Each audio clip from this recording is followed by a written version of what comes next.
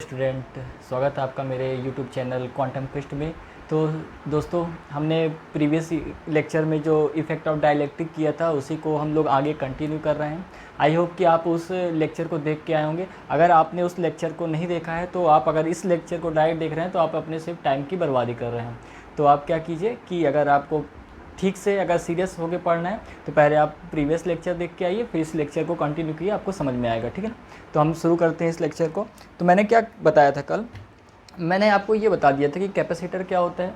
तो capacitor is a device which store the more energy without changing it's size. ठीक है, तो और यही जो इसकी प्रॉपर्टी है, इसको स्टोर करने की, मोर एनर्जी स्टोर करने की विदाउट चेंजिंग इट्स साइज़, तो वो क्या कहलाती है? वो कहलाती है कैपेसिटेंस। फिर हमने देखा था कि मोर एनर्जी को हम कैसे एक्वायर कर सकते हैं, कैसे स्टोर कर सकते हैं। तो इसके लिए हमारे पास मटेरियल था, और मटेरियल कैसा था? मेरे पास डाइलेक्ट्रिक मटेरियल था। तो डाइलेक्ट्रिक मटेरियल ही क्यों यूज़ करते हैं और हम उसकी जगह कंडक्टर क्यों यूज़ नहीं करते, उसको भी मैंने बताया था कि जो आपका जो आपका वो कंडक्टर होता है वो क्या करता है, आपके इलेक्ट्रिक फील्ड को, जो एक्सटर्नल इलेक्ट्रिक फील्ड होती है, वो उसके मॉलिक्यूल्स से इस तरह सेट हो जाते हैं कि उसके इंटरनल जो मॉलिक्यूल्स इस तरह सेट हो जाते हैं, जो एक्सटर्नल फील्ड आती है, इंटरनल फील्ड उसको क्या कर देती है? कैंसिल आउट कर देती है। लेकिन जो डाइलेक्ट्रिक होता था तो वो जो एक्सटर्नल फील्ड आती थी, तो जो उसके मॉलिक्यूल्स होते थे वो इस तरह सेट होते थे कि जो उसकी नेट इलेक्ट्रिक फील्ड आती थी वो उसको रिड्यूस कर देता था। वही हमको करना था। और हमने डाइलेक्ट्रिक पढ़ा था। तो डाइलेक्ट्रिक कितने टाइप्स के होते थे? दो टाइप्स के होते थे। एक होता था पोलर डाइलेक्ट्रिक और एक होता था नॉन पोलर डाइलेक्ट्रिक। तो पोलर डाइलेक्ट्रिक क्या होते थे? जिसमें जो तो आपके अपोजिट चार्जेस है वो कुछ सेपरेशन के साथ होते थे, कॉन्साइड नहीं होते थे। और आपके जो नॉन पोलर डाइलेक्ट्रिक थे वो एक दूसरे के मॉलिक्यूल्स क्या होते थे? कॉन्साइड होते थे। इसलिए अब हम इसका यूज़ किसका करना है? डाइलेक्ट्रिक का हमें यूज़ करना है नॉन पोलर डाइलेक्ट्रिक का। ठीक है, तो अब मैंने यहाँ क्या किया है, मैंने यहाँ दो प्लेट ले ली है, इलेक्ट्रिक प्लेट ले ली है। ठीक है, कैपेसिटर की। अब यहाँ ध्यान दीजिएगा, मैंने ये मान लीजिए क्या लिया है, मैंने पॉजिटिव प्लेट ले ली और ये एक निगेटिव प्लेट ले ली। तो इसका एरिया मैं मान लेता हूँ, इसका एरिया क्या है? इन दोनों का एरिया है सेम है, ए है। और इन दोनों के बीच की जो डिस्टेंस है मैंने वो क्या मान ली? डी है। ठीक है, इन दोनों के बीच की डिस्टेंस मैंने क्या मान ली है? डी है। कि डिस्टेंस डी है।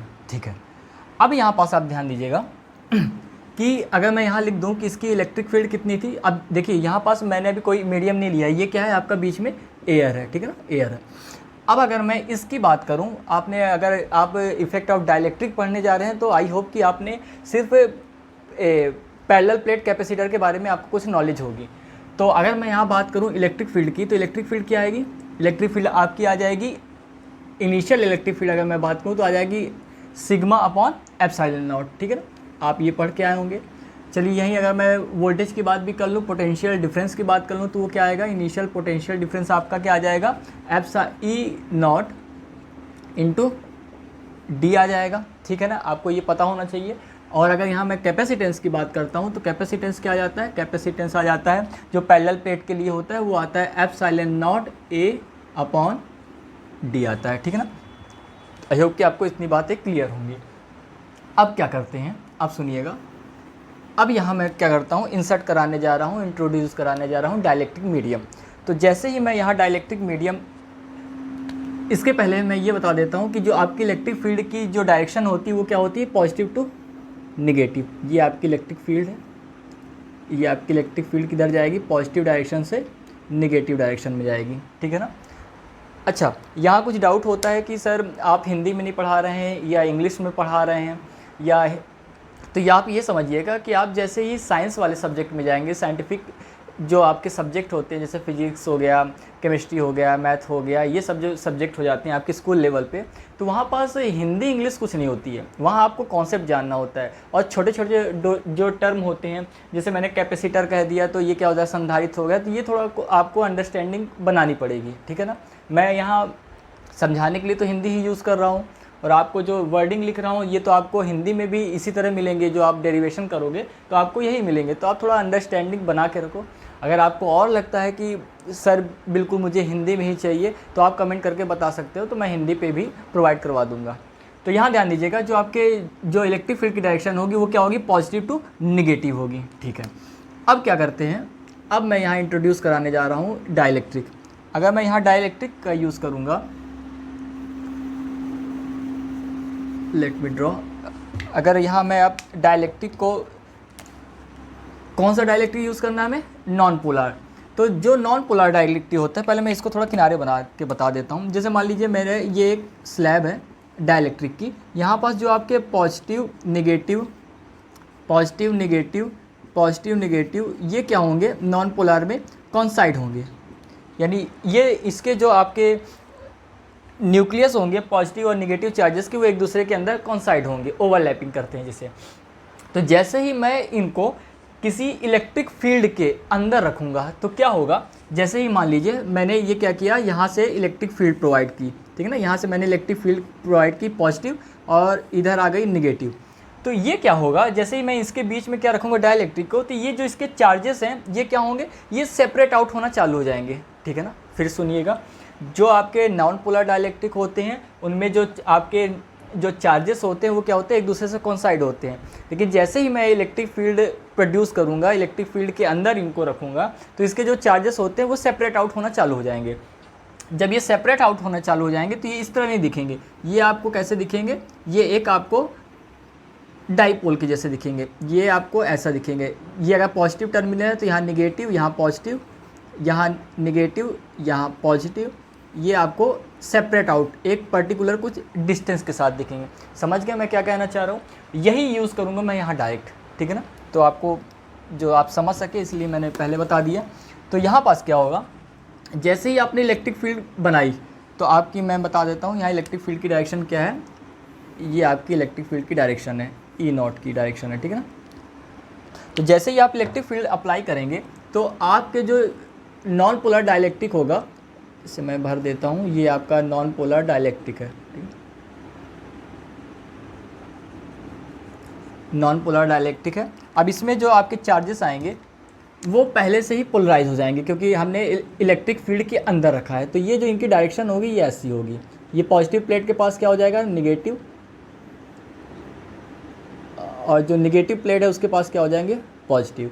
ये सेम ऐसे ही चलते रहेंगे।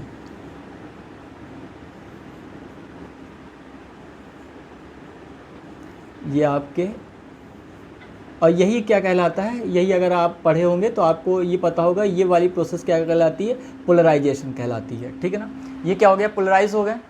ये हमने यूज़ किया कि हमने क्या यूज़ किया था, हमने नॉन पोलर डाइलेक्ट्रिक यूज़ किया था। लेकिन जैसे ही मैंने एक्सटर्नल फील्ड के पास रखा या एक्सटर्नल फील्ड के प्रभाव में, इफेक्ट में रखा, तो ये क्या हो गए, पोलराइज हो गए। अच्छा ये बताइए कि ये जो पोलराइज हो रहे हैं, क्या ये विदाउट एनर्जी पोलराइज होंगे, नहीं ना। इसमें भी, इनको भी पोलराइज होने के लिए, क्योंकि ये कॉन्साइड थे तो इनको जब दूर जाना पड़ा, जब ये दूर गए हैं एक दूसरे से चार्जेस से, तो इनको कुछ एनर्जी लगी होगी, क्योंकि इनके बीच के जो बॉन्ड थे वो टूटे होंगे। जब बॉन्ड टूटे होंगे तो एनर्जी कौन दिया होगा, एनर्जी इसी ने दी होगी, ठीक है ना। जो एक्सटर्नल फील्ड मैंने लगाई इसने एनर्जी दी होगी।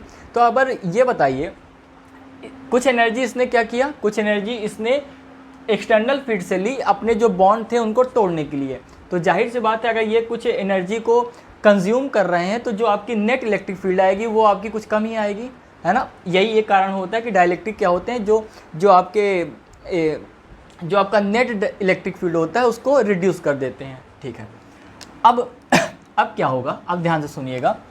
अब यहाँ पास क्या होगा, ये भी एक इलेक्ट्रिक फील्ड बना लेगी ना, ये भी एक इलेक्ट्रिक फील्ड बनाएगी, और उसकी डायरेक्शन कैसी होगी, नेगेटिव टू पॉजिटिव की positive to negative, positive to negative. तो जो आपके अंदर इंड्यूस इलेक्ट्रिक फील्ड होगी उसकी डायरेक्शन क्या हो जाएगी, ये हो जाएगी। मैं यहाँ आई दे देता हूँ, यानी इंटरनल इलेक्ट्रिक फील्ड क्या हो जाएगी, इस डायरेक्शन में हो जाएगी। अब सुनिएगा, अब क्या होता है, अब अगर मैं कुछ चीज़ें और ड्रॉ करूँ, जो आपकी ये ऊपर वाली प्लेट है, अगर इसकी जो आपके पास सरफेस चार्ज डेंसिटी, मैं इसको अगर पॉजिटिव सिग्मा मान लूँ और इसको निगेटिव सिग्मा मान लूँ, ठीक है ना, कोई दिक्कत नहीं होनी चाहिए। जैसे ही मैंने इस जो ऊपर वाली आपके प्लेट थी उसमें क्या है, चार्जेस हैं, पॉजिटिव चार्जेस हैं, तो इसकी सरफेस चार्ज डेंसिटी कितनी मान ली मैंने, सिग्मा मान ली पॉजिटिव की, और इसकी निगेटिव की सिग्मा मान ली, ठीक है। अब क्या होता है, अब क्या मैं मानूंगा, अब देखिए यहाँ थोड़ा ध्यान दीजिएगा एक और कॉन्सेप्ट पे। ये जो आपका है, ये देखिए जो मैं लाइन ड्रॉ कर रहा हूँ, रेड से ही करता हूँ, ये वाली आप ध्यान से दीजिएगा, ये वाला इतना एरिया, ये वाले charge plus minus plus minus plus minus plus minus, ये सभी एक दूसरे को कैंसिल आउट कर देंगे ना, बिल्कुल कर देंगे, ये एक दूसरे को कैंसिल आउट कर देंगे। तो यहाँ पास क्या क्रिएट हो जाएगा, एक वैक्यूम क्रिएट हो जाएगा, ठीक है ना। यहाँ पास जो नेट होता है इलेक्ट्रिक फील्ड या नेट जो आपका पोटेंशियल होता है वो क्या हो जाता है, ज़ीरो हो जाता है, क्योंकि सब कट जाते हैं। अब क्या होगा, ये जो ऊपर वाली आपको लेयर दिख रही है, ये ऊपर वाली लेयर, ये वाली लेयर जो इसके ऊपर जितने कट गए उसके अलावा जो ये वाली लेयर दिख रही है, ये क्या होगी। अच्छा हाँ, एक डाउट और आपके मन में आएगा, एक डाउट आपके मन में ये आ सकता है, सर जो यहाँ पास था प्लस माइनस तो कैंसिल आउट हो गया, लेकिन ये वाला जो माइनस था ये इससे कैंसिल आउट क्यों नहीं हुआ। यहाँ ध्यान दीजिएगा, या ये वाला प्लस इससे कैंसिल आउट क्यों नहीं हुआ। यहाँ ये ध्यान दीजिएगा कि ये दोनों मटेरियल अलग हैं, ये है आपका मेटल प्लेट और ये है आपका डाइलेक्ट्रिक। तो दोनों के जो मटेरियल होते हैं उनके जो स्ट्रेंथ होती है वो अलग अलग होती है। तो ये इसकी जो इलेक्ट्रिक फील्ड होगी, जो इसके ऊपर चार्जेस होंगे और जो इसके ऊपर चार्जेस होंगे, ये दोनों वेरी करेंगे, ये एक दूसरे को कैंसिल आउट नहीं करेंगे, क्योंकि इनके मटेरियल क्या है, डिफरेंट है, ये याद रखिएगा। दूसरा, ये जो ऊपर आपकी सरफेस दिख रहा है ना, ये एक सरफेस इसने बना ली है प्लेट के नीचे और एक इसने सरफेस बना ली है प्लेट के नीचे। तो मैं इसकी जो चार्ज डेंसिटी है मैं इसको कह सकता हूँ, इसको मैं क्या कहूँगा, मान लेते हैं ये निगेटिव है तो मान लेते हैं ये कितना है, नेगेटिव डी, ठीक है ना। नेगेटिव चार्ज डेंसिटी डाइलेक्ट्रिक की मैंने मान ली है माइनस सिग्मा डी और इसकी मान ली मैंने पॉजिटिव सिग्मा डी, ठीक है। तो ओवरऑल क्या होगा, ओवरऑल मैं अगर बात करूं इन दोनों के कारण ओवरऑल जो आएगा ये आ जाएगा आपका जो सरफेस चार्ज डेंसिटी होगा, ये आ जाएगा आपका सिग्मा माइनस सिग्मा डी। यहाँ तक कोई कन्फ्यूज़न आपको नहीं है? अगर होगा तो आप कमेंट में ज़रूर बताया करिए कि आपको यहाँ पास कुछ कन्फ्यूज़न है, किसी भी पॉइंट पे होगा तो आप कमेंट करके बताइए, मैं उसका सॉल्यूशन आपको कमेंट पे ही दे दूँगा। अब अगर मैं इसकी बात करता हूँ तो इसका क्या आएगा, इसका आएगा सिग्मा डी माइनस सिग्मा। अगर मैं इसमें से कॉमन ले लेता हूँ तो क्या आ जाएगा, सिग्मा माइनस सिग्मा डी। दोनों एक ही फॉर्म में दिख रहे हैं, ठीक है। अब यहाँ ध्यान दीजिएगा, आप ध्यान दीजिएगा कि जो आपका ई नॉट था, इनिशियल इलेक्ट्रिक फील्ड थी, तो वो क्या थी, सिग्मा अपॉन एप्सिलॉन नॉट। और आपको यहाँ पास दिख रहा है जो आपका सरफेस चार्ज डेंसिटी है वो कुछ अमाउंट में कम हो गया है ना, हो गया है। देखिए यहाँ पास सिग्मा था, इनिशियल चार्ज डेंसिटी कितनी थी, सिग्मा थी, लेकिन यहाँ पास इनिशियल चार्ज डेंसिटी कितनी आ गई, सिग्मा माइनस सिग्मा डी, और ये क्या आ गया, माइनस का सिग्मा माइनस सिग्मा डी, तो ये क्या हो गई, रिड्यूस हो गई है, ठीक है। तो मैं लिख सकता हूँ अब इलेक्ट्रिक फील्ड क्या आएगी, ये effect of due to dielectric, due to dielectric, ठीक है। अब क्या होगा, जो आपका ई आएगा, ई आएगा आपका सिग्मा माइनस सिग्मा डी, ठीक है, और अपॉन में एप्सिलॉन नॉट आएगा। अब यहाँ ये ध्यान दीजिएगा, ये जो सिग्मा माइनस सिग्मा डी आया है इसको हम लोग क्या मानते हैं, इसको हम लोग मान लेते हैं sigma minus sigma D upon मान लेंगे सिग्मा अपॉन के, सिग्मा अपॉन के। यहाँ पर सिग्मा क्या है, सिग्मा आपका है इनिशियल सरफेस चार्ज डेंसिटी और के क्या है आपका डाइलेक्ट्रिक कांस्टेंट। मैं यहाँ लिख देता हूँ के इलेक्ट्रिक, ये आपका आ जाएगा डाइलेक्ट्रिक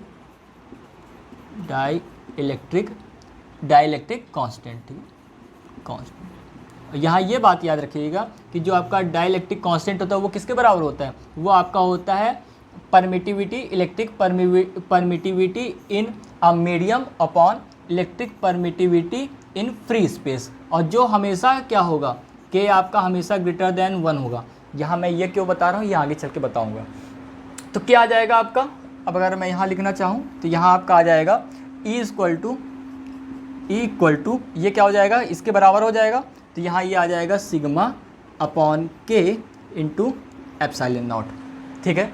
अगर मैं अब इसको लिखना चाहूँ तो क्या आ जाएगा, ई इक्वल टू, यहाँ ध्यान दीजिएगा, ये वाला जो आपको पार्ट दिख रहा है, ये वाला पार्ट आपको यही दिख रहा है ना जी, दिख रहा है। तो क्या हो जाएगा, ई इक्वल टू आ जाएगा आपका ई नॉट अपॉन के।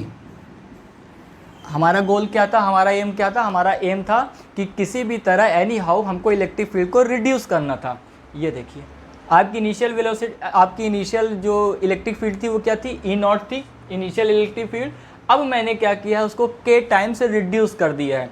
यहाँ ध्यान दीजिएगा, के हमेशा 1 से बड़ा होता है, के इज़ ऑलवेज ग्रेटर देन 1। अगर कोई भी वैल्यू यहाँ 1 से बड़ी आएगी तो हमेशा जो ये पूरी वैल्यू है वो क्या हो जाएगी, लेस आएगी।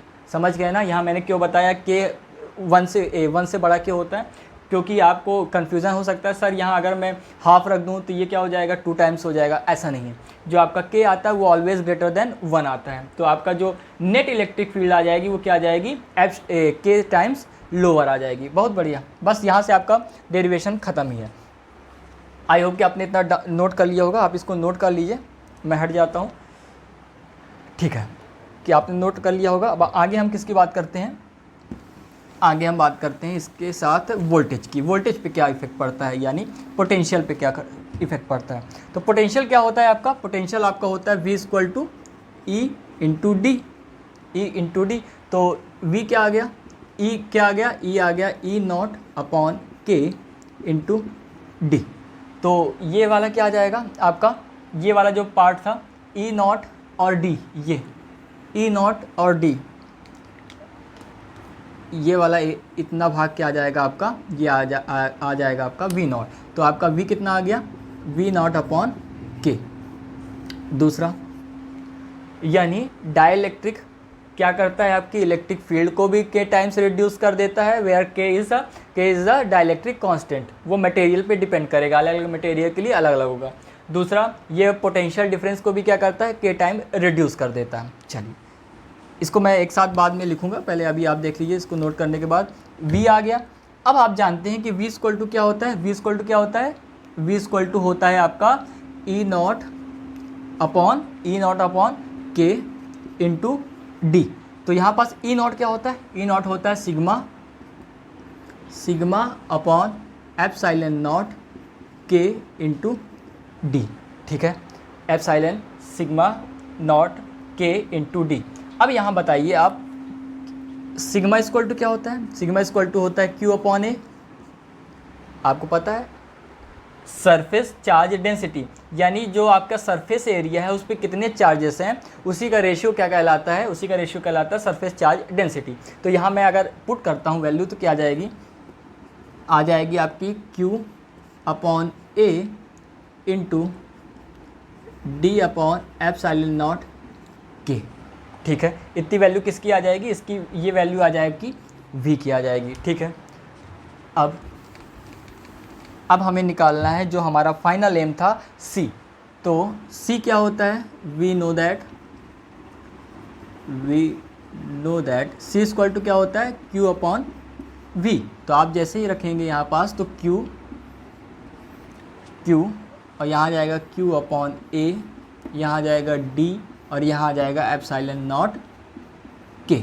तो क्या हो जाएगा, Q से Q कैंसिल और ये वाला पार्ट चला जाएगा अप साइड। तो ये आ जाएगा C = A ε0 K / D। आपको दिख रहा होगा ε/A/D, ये क्या है C, या इसको मैं C0 ही कह देता हूँ, इनिशियल कैपेसिटेंस। तो ये वाला इतना भाग आपको क्या दिख रहा है, ये वाला भाग आपको दिख रहा है C0। तो मैं यहाँ लिख सकता हूँ C = K × C0।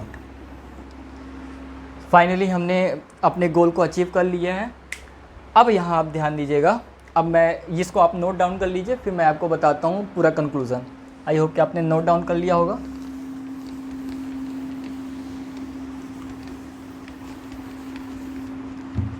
कंक्लूज़न पे जाते हैं। तो क्या आ रहा था, हमारा एम क्या था, हमारा एम था कि किसी भी तरह मुझे क्या करना है, मोर चार्ज को स्टोर कराना है कैपेसिटर में। तो हमारा एम क्या था, मोर चार्जेस स्टोर इन कैपेसिटर। लेकिन इसके लिए हमें क्या करना था, ई को किसी भी तरह घटाना था। तो हमने क्या किया, हमने किया डाइलेक्ट्रिक को इंट्रोड्यूस कराया। तो डाइलेक्ट्रिक ने क्या किया, डाइलेक्ट्रिक ने जो आपकी इनिशियल इलेक्ट्रिक फील्ड थी उसको के टाइम्स रिड्यूस कर दिया। मान लिया ये जो आपका डाइलेक्ट्रिक है उस मीडियम का कांस्टेंट कितना है, के। तो क्या किया इसने, ई अपॉन इनिशियल जो वेलोसिटी थी, इनिशियल वेलोसिटी को के टाइम्स घटा दिया। इससे क्या हुआ, इससे ये हुआ कि आपका पोटेंशियल क्या हुआ, इनिशियल पोटेंशियल भी के टाइम्स घट गया। अगर इनिशियल पोटेंशियल के टाइम्स घट जाता है तो आपका जो कैपेसिटेंस होता है वो के टाइम्स बढ़ जाता है। तो आपका सी क्या हो गया, सी हो गया आपका के टाइम्स इंक्रीज़। अगर ये इंक्रीज़ हो गया तो हमारे पास जो हमारा एम था, जो हमारा लक्ष्य था, वो अचीव हो गया है। ठीक है, तो आप जान सकते हैं यहाँ पास जो डाइलेक्ट्रिक मीडियम होता है वो क्या क्या करता है, इलेक्ट्रिक फील्ड को रिड्यूस करता है, पोटेंशियल को रिड्यूस करता है। इससे हमारा क्या होता है, कैपेसिटेंट इंक्रीज़ हो जाता है। आई होप कि आपको ये लेक्चर अच्छा लगा होगा। अगर आपको अच्छा लगा है तो प्लीज़ कमेंट करके बताइएगा, लाइक कीजिएगा और आपके जो साथी होंगे उनको शेयर कीजिए। अगर आपने चैनल को सब्सक्राइब नहीं किया तो प्लीज़ सब्सक्राइब कीजिए, इससे हमें मोटिवेशन मिलता है। Thank you.